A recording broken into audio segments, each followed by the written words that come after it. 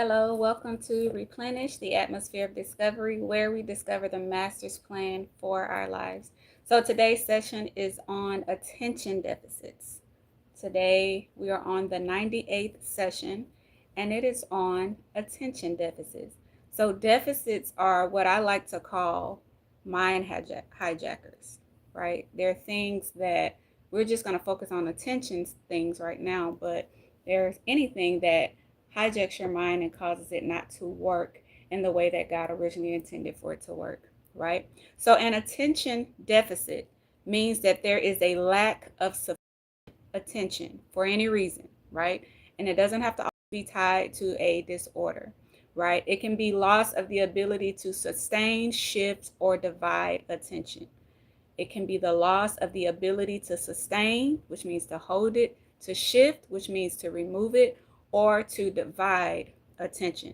So when you can be distracted easily, it will cause issues with your impulses. It will cause issues with your self-control, your focus, your memory, and your organization processes, right? And you need all of these to operate daily.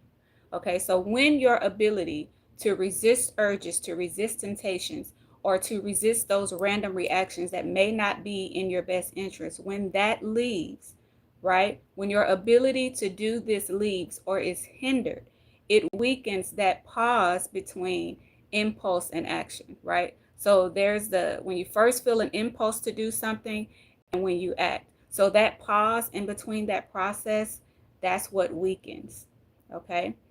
So that makes you more likely to act without thinking. So basically your mental breaks, right? The thing that causes you to think before you act, that stops working effectively. And so you can strengthen this area by practicing self-regulation, right? That means you're checking and then challenging your mindsets, your habits, and your emotional control. And this should be done on a regular basis, right? Which you can achieve by journaling, right? Writing all these things down, meditating, talking to good listeners, talking to counselors, people that can help you see where these patterns are that you might be having these deficits in, correct? So being easily distracted keeps your mind stuck in short-term thinking. Being easily distracted keeps your mind stuck in short-term thinking, and it makes it harder for you to delay gratification, right? You want everything right now, which causes your ability to maintain self-control to be worn out, right? When your brain gets used to this constant stimulation, it starts avoiding anything that feels boring, anything that feels hard, anything that feels slow, right? Because your brain is used to these short bursts of things happening, right? And over time, this rewires your brain to prefer what feels good now over what's better in the long run, right? So stop picking fights with your brain. Okay, that short-term thinking, that quick gratification gives you those dopamine hits that's training your brain to literally beat you up inwardly, mentally, right? So you have to train your brain to work for you, not work against you. And a lot of us have not known that the things that we are doing and how we're thinking and what we're allowing to go on in our mental processes is actually causing us to have these mental issues, right? So you have to reduce those distractions, right? And start practicing delayed gratification. Pick goals that are a little longer to achieve, right? If you have this problem, sit in discomfort, right? Discomfort is not the enemy. Sit in discomfort for longer than you've been doing, okay? Pre-decide how you're going to deal with temptation. Okay, you know the things that you're tempted by. Decide before it shows up how you're going to deal with it. And this will build that psychological distance that you need, right? That pause that you need between when you get that impulse and when you act on that impulse, right? So you want to help build those mental breaks, right? Those stops, those pauses that causes you to think about the consequences before you act on what you're thinking about doing. Okay. So your lack of focus messes with your ability to understand. Okay. Your lack of focus messes with your ability to understand, to comprehend, to grasp what someone is telling you. And not only that, it's hard for you to retain any information that you've heard, that you've seen, and that you've read, right? And that often results in misunderstandings with people. You think they said something they didn't, okay? You misinterpreting looks, you misinterpreting gestures, and even your memory begins to be fragmented, right? And then your imagination starts running through that. So now you think you remember something that never even happened, right? All because you could not stay focused, okay? So constantly misunderstanding people will affect your ability to communicate properly, right? Because all you're saying is what you think you've heard, okay? And it creates learning disabilities, that lack of focus, because you can't focus on what the teacher is saying. You can't focus on what you're reading. And of course, it damages relationships, right? This lack of focus continues to shorten your attention span over time, right? Your attention span gets shorter and shorter if you don't start to find a way to get that focus under control. So when you cannot focus, you only process things on a surface level, right? And focus is a skill that we should learn early on if we were not raised with a bunch of negative stimuli, right? This generation now, we have electronics. And so it's not focus to just have a tablet or a phone in front of you all day. That's not focus, right? That's not exercising your focus. It's like a muscle, right? You don't need to feel like exercising it, just do it, okay? Ask questions when things are unclear for you so that somebody can reiterate for you what they mean. If it's not clear, repeat it back to them, right? Confirm what they're saying to you. When reading or listening to something, pause in between and just make a mental note or write a note on paper to summarize what you just learned. Like, practice these things to strengthen your focus. Being aware that you are unfocused helps. Like, recognize, okay, I'm not focusing right now. Let me stop what I'm doing. Okay, let me refocus. Okay, and bring yourself back into focus. And if you have small children, it's your job. It's not just on the teachers in the schools. It's your job to teach them how to sustain, how to shift, and how to divide their attention properly, right? Like I said, just putting a tablet or a phone or a TV there, even for adults, that's not good. That's not teaching us how to divide our attention. That's not teaching us how to shift our attention when we need to shift it. That's not teaching us how to sustain, right? Going outside, that teaches you everything you need to know, right? Because if you're playing ball or anything, you got to focus, right? You got to divide your attention. You got to be able to hold your attention on the person that has the ball or is throwing the ball to you. It teaches you all of that, right? And so, yes, you might have more knowledge, okay, because of the access that we have to Google and all of these things. So you have more knowledge, but your communication skills suck. Your ability to hold your attention suck. You're bored easily, right? So if something is not giving you that gratification quickly, you're on to the next thing. And you find that now you have an issue completing things, right? Because halfway through, you get bored. It's too long. It's too slow. Okay, so that's what's happening now in this generation. But as adults, we're able to train our brains. Okay, so we can't blame it on our parents anymore because it's up to us to put the phone down, turn the TV off, right? It's up to us to, these are things you have to train your brain to do. Otherwise, it does whatever it wants to do and it has no structure. So that means it's going to think whatever it wants to think. It's going to take whatever suggestions, whatever impulses, whatever temptations. You have to train your brain. So when your attention is not divided properly, your memory suffers because your brain does not transfer things from the short-term memory, right, to your long-term memory. And there could be very important information that you're constantly losing. So your ability to sustain, shift, and divide your attention is directly related to how memories form, right? Memory consolidation takes focus, right? And memory consolidation is the brain's process of stabilizing and then storing new information after you've just learned it or experienced it, right? It's what turns that weak short-term memory into a more permanent long-term memory. Does that make sense? And so without this process, the new stuff that you learn, your new experiences will be quickly lost. It's because of lack of focus.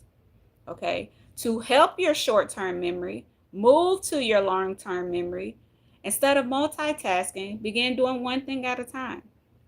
Instead of trying to do so many things at one time, start breaking it up. Do one thing at a time.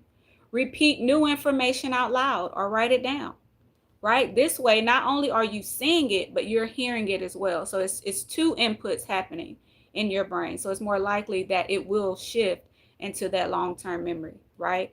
Minimize your external distractions as much as you can, right? Use your calendars and your reminders, okay? Instead of using your brain to store everything, write some of the stuff down, right? So you can free up that space in your mind. So now that you know how this works, you have to stop using this the wrong way, right? You're repeating the negative experiences out loud, right? You're repeating the negative words people said to you so that it's moving from your short-term memory and now going into your long-term memory, right? Negative stuff you think about yourself, you're writing it down and repeating it out loud. And I'm not talking about writing it down so that you process it. You writing it down to make sure it stays with you, right? You keep saying all of that stuff is making sure it goes to your long-term memory. This is why we do the process of renewing our minds. Kick out the old stuff. Don't just acknowledge that it's there, right? Get rid of the things that are negative, the things that are like deep-seated, and it's only deep-seated because you keep repeating it, you keep feeding it, you keep making sure that it does not leave, right? Now, you got to do all of this extra work to get all that stuff out that's not supposed to be in there, okay? Stop picking fights with your brain. Make it work right and stop using it the wrong way, because it's the process that your brain has is going to do that process regardless. So whether you're inputting negative things, right, it's still going to go through the process. So make it work for you. Stop putting so much negativity in, right, and expecting positive to come out of that.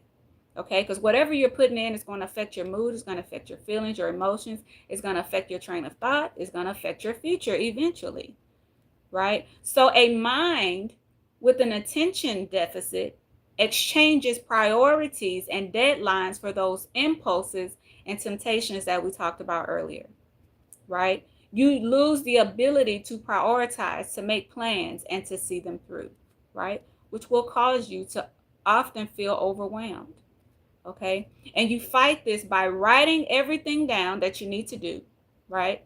So instead of having everything you need to do up here, write everything down, right? Write it down in order of its importance and its due date, right? Get it out of your head onto paper, onto your notes, onto your calendar, so you can see what all you have to do, right? You need to see it, okay? And that, number one, will alleviate a lot of space in your mind because you have everything that you have to do up here. You've never written everything down, okay? So the top of that list should be things that are urgent and important, okay? Rewrite the list. The top of that list should be everything that is urgent and important. And then you have the important but not urgent things, right? And then after that, you have the urgent but not important. And then finally, the things that are not urgent or important. It's just things you want to do, right? Learn to prioritize. And then give yourself a set time. Some of y'all might need to hold somebody's hand when I say that. Give yourself a set time. It's uncomfortable, but do it anyway, right? No, you're not going to like it. You might even hate it. Do it anyway. This will teach you to resist distractions, okay? And you must know what your biggest distraction is. Don't lie to yourself. If you lie to yourself, my next session is going to be on delusion, okay? Remove that distraction or limit its access to you, right? And then you start creating a semi-consistent schedule. It really needs to be consistent, but I'm going to say semi-consistent because I know some of y'all are probably still upset. Okay. Start creating a semi-consistent schedule, which will hopefully reduce that impulse, right? Once you get over being mad about having to be consistent, right? So get over it, okay? Write this stuff down. Put it in order of importance, right? You don't want to exchange those priorities and deadlines for your temptations, right? For your impulses, because some of those things are dangerous, right? The things that are urgent and important that you need to do, but instead of doing that, you pick something that's not urgent or important, that's dangerous, right? And so I know that this is a lot, okay? But I want you to consider which area that you are weak in. Are you able to sustain your attention, right, for more than 10 minutes on anything? And if you're still here, you did it. We're at 15 minutes, 16, almost 16 minutes, right? So congratulations, you're working it out right now, okay? Are you able to shift your attention? Are you still paying attention to the thing, texting and driving?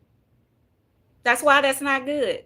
You're shifting your focus from the phone to the road. That's not good, because at the moment you have your focus on the phone, it's not on the road. You don't know what's happening, right?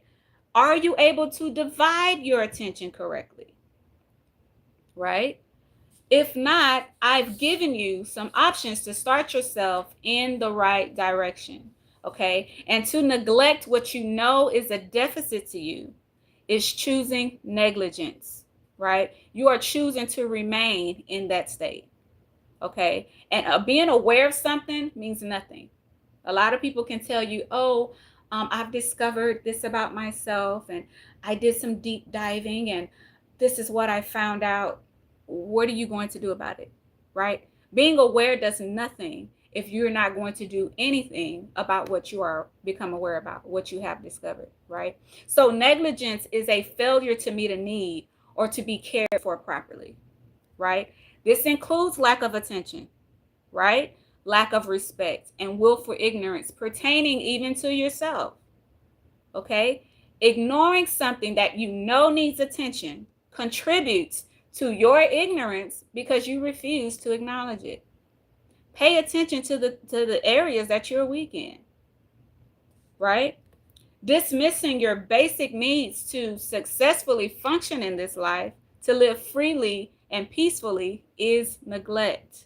And a lot of us neglect ourselves because we're so busy taking care of everybody else. Those basic needs are not just food, water, and shelter, okay? You should be acknowledging and managing your mental, spiritual, and emotional needs as well, okay? It's true some of us neglect our physical bodies, but that neglect in your physical body is just an outward reflection of what is inwardly being mismanaged, what is inwardly being neglected, right? Not feeling safe, especially during childhood, but even in adulthood, can cause an attention deficit, right? So we have to deal with those insecurities. We have to deal with those trust issues. We have to deal with those triggers, right? Because it affects our focus. And so we have to start paying attention to patterns in our lives that may be hindering our growth by stunting our learning processes or stunting our ability to understand. So when we are children, our parents, our teachers, our pastors, and other people in the community help to train and inform our brains, right? But as adults, even if we did not receive the proper training, it is in our power to train our brains properly now. And I've just given you a bunch of tips of how to do that, right? So yes, there's going to be a lot of stuff you have to learn. There's going to be a lot of stuff that was implanted, right, as a kid that you never got out of your long-term memory, right? And you started raising your own kids the exact same way. Once you find out that that was not the correct way, okay, well, you have to start undoing that, right? And not only do you undo it, you put something in its place, right? So when our brains don't fully process information due to our lack of focus or attention, it can lead to incomplete or unstable memory, right? And so we have to start being mindful about what goes into our mind that shouldn't be, and what we should be inputting and paying attention to that we are ignoring, right? There should be input, right? It's a big, great big processor, So there's input happening. Just what are you putting in? Forgetfulness also plays a role in survival and intelligence, right? It's not good to forget or not process information that is needed for survival. And we're not just talking about physical survival, we're talking about your mind, your spirit, your emotions, right? We must allow the brain to prioritize and store the most useful information, right? And throw away the unuseful stuff, okay? And if you want more information on how your brain chemistry affects your mind, you can go to session 89, and that is mind battles versus mind games. Okay, so that digs a little more into the brain chemistry and the chemicals that are used, that got created, but we are using it the wrong way. Okay, so pay attention to what is diverting your attention. Pay attention to when it's doing it, right? And how often. And this may reveal a trauma response or a hidden trigger, right? If all of a sudden you lose focus when a certain thing happened, when a certain person come around, right? That may be revealing some type of trauma that has happened, that may be some type of trigger that you need to pay attention to, that you need to process, right? We have to stop paying more attention to the distraction and things that causes delay and destruction, right? Than to those things that brings about peace and life, right? And if you continue with these patterns of thought, you will remain in a deficit. So what are you paying more attention to? Right? There is something that can hold your attention. Is it beneficial to you? And do you need to shift your focus back to the things that are important? Okay? Attention deficits affect your productivity, right? We're producers. We should be producing things every day, whether it's the light of God, whether it's joy, whether it's love. It doesn't have to be tangible things, like things you do with your hands and stuff like that. It does not have to be tangible things, right? We are always producing something. So pay attention to the time of day that you feel the most energized and motivated to do the things that you need to do. The time that you are most energized, do the hardest stuff during that time, right? And choose at least 5 things daily from your list to get done, okay? And then you can do one big thing and the rest can be little things. But those completions trains your brain to be satisfied with that, right? And I want you to realize that it takes time to refocus after being interrupted or distracted, right? So control those distractions the best way you can. Some things we cannot control. Most things we can, right? We can control what environment we're in. We can control what people are around us most times, right? So you can control your distractions by turning off notifications, okay? When you're busy, change your environment, change your atmosphere, switch the type of music you're listening to, right? Switch the kinds of movies or shows that you're watching. Stop listening to negative people. That can be distracting. That can take you off focus, right? Focus on your goals and do what it takes to complete them, right? Even if you don't feel like it, you will feel good about getting it done. And those completions naturally increases your dopamine, right? So you're not crashing and burning like what sugar does and high processed foods. That's what it does. It gives you this reward and you're high off of that and you feel good and then crash, right? Don't get caught up in impatience, right? Impatience was session 41.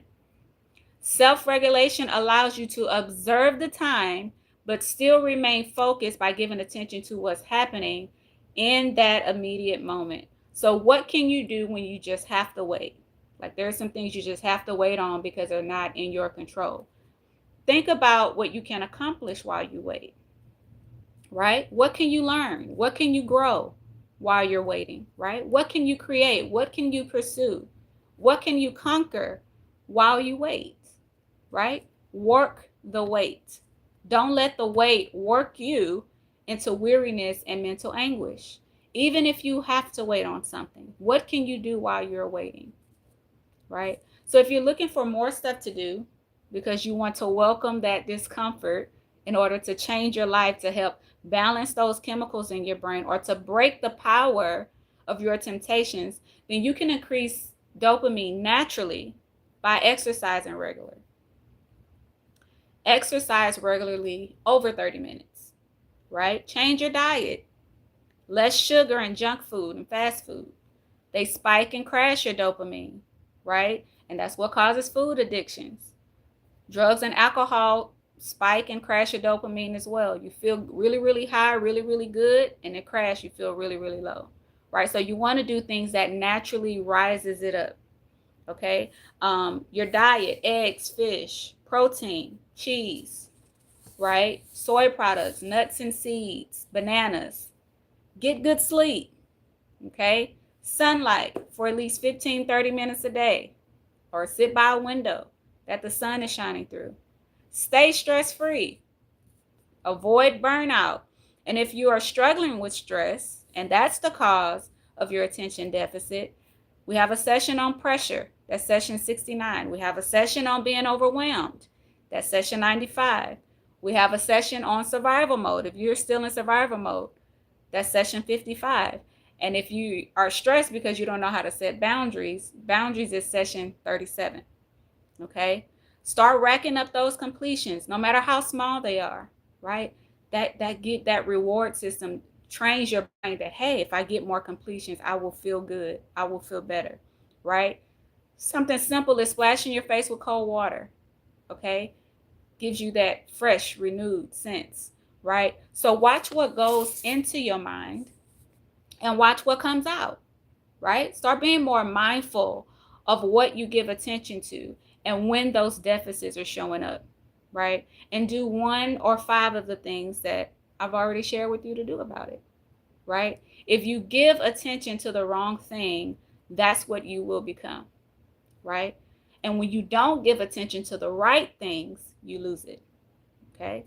If you give attention to the wrong thing, that's what you'll become. And if you don't give attention to the right thing, you will lose it. So I wanted to explain as well that dopamine is that chemical in your brain that's based on that anticipation and motivation. That's what it does. That's where that's what motivates. It's the chemical that motivates you, right? It tells you, I want this, right? More than I like this. So that's why once you notice a behavior is damaging, a lot of times you already at the place where you feel like you can't stop, because even if you don't like it anymore, your brain is still telling you that you want it, right? And so you want to start doing those things that naturally increase the dopamine to get your brain and those chemicals in your brain to steer you in the right way so that you're motivated in the right direction instead of wanting things that are not good for you. You have to do what you can do to switch that process around, because there are roads that these chemicals go on in your brain, and it's because they've dug these ditches, right? They keep going the same way. It goes the same path until you turn it, until you change it, right? And you have to keep doing it so that it keeps going on the right path long enough so that it automatically goes that way. Does that make sense? So it's not just willpower. You can have all the willpower in the world, but if you're not doing things or giving it a path that is better, you're going to keep going in that wrong direction, right? So this is it's not just happening physically, like with your actions and your behaviors. It's happening chemically in your brain, right? And so in order to switch that going, you have to do something about it, right? And you're not going to feel like it, because it doesn't matter if you feel like it, right? You have to make yourself want the beneficial thing, because you've been wanting or training your brain to want the thing that was not beneficial to you for however many years, however old you are, right? And so now you have to get it to go on a new path. So I just want you to understand that a lot of these things that we're thinking, that we're feeling, that we're doing, it's not just physical, it's not just in your feelings, it's not just in your emotions. It actually alters your brain, right? It alters your brain chemistry. And so if you have more questions or concerns with this, or things you want to discuss, you can email us at replenish3125@gmail.com.